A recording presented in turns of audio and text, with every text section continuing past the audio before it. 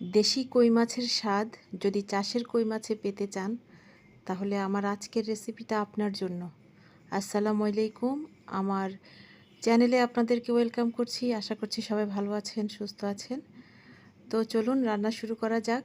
প্রথমে আমি কয়েকটা কই মাছকে ভালো করে কেটে ধুয়ে পরিষ্কার করে লবণ, হলুদ আর মরিচ গুঁড়া দিয়ে মেখে রাখলাম 10 মিনিট। তারপর চুলায় একটা পাতিল বসিয়ে দিলাম, সেখানে আধা চামচ আটা দিয়ে গরম তেলে কিছুক্ষণ নাড়াচাড়া করে মাছগুলো দিয়ে দিলাম। মাছগুলো এপিঠ ওপিঠ ভালো করে ভেজে তুলে নিলাম। সেই তেলেই একটু পেঁয়াজ দিয়ে দিলাম। আমার তেলটা কম মনে হচ্ছিল দেখে আরও একটু তেল দিলাম। পেঁয়াজটা দিয়েই সাথে কয়েকটা কাঁচামরিচ ভেঙে দিয়ে দিলাম।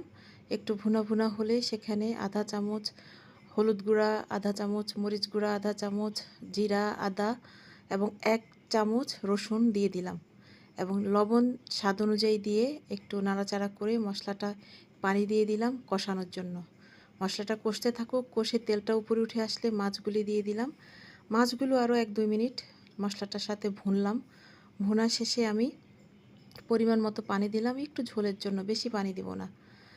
একটু বলক উঠে আসলে আমি এখানে ধনেপাতা দিয়ে দিলাম, সাথে আরও কয়েকটা কাঁচামরিচ দিয়ে ঢাকনা দিয়ে দিলাম।